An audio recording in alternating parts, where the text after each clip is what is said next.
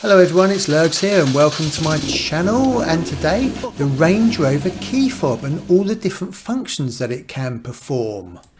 So let's get cracking. You can actually change the key for single point entry or multi-point entry, and you do this by pressing the unlock and the lock buttons at the same time and holding it for 3 seconds. The hazard lights will flash to confirm that you've changed the program.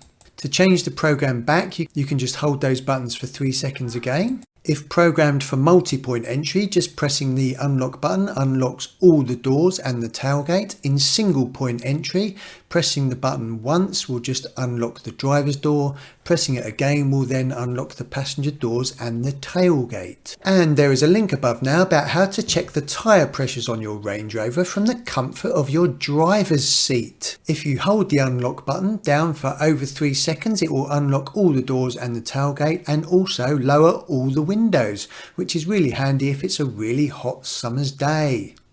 The lock button will lock all the doors and the tailgate and set the alarm, and the hazard lights will flash once to confirm this. If you hear the horn beep, it means one of your doors is open. So just go around and make sure that everything is shut.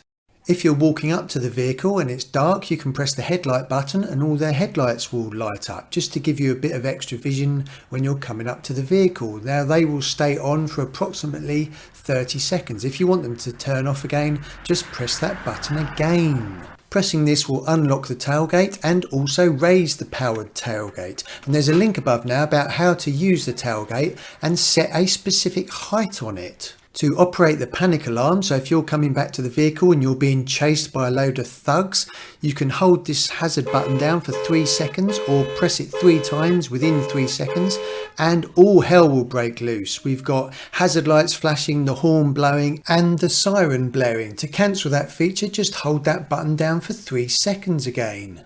There is a link above now about how to fold in the wing mirrors, which is especially useful if you're driving down a very narrow lane. This key fob also supports keyless entry, so if you are within 3 feet of the vehicle and you've got the key fob on you, it will allow you to just pull the handle and the driver's door should just open. But I'm not sure why you'd ever want to use that. Just press the unlock button.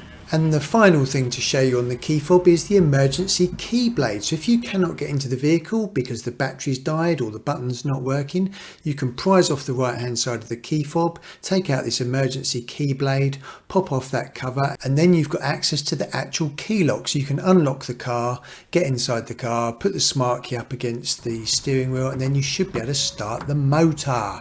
And after all that hard work, it's time for a lovely cup of tea.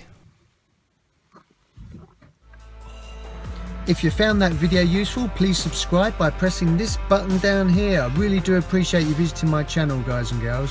If you'd like to select any other videos around here, that would be really cool. Be sure to hit that bell notification tab.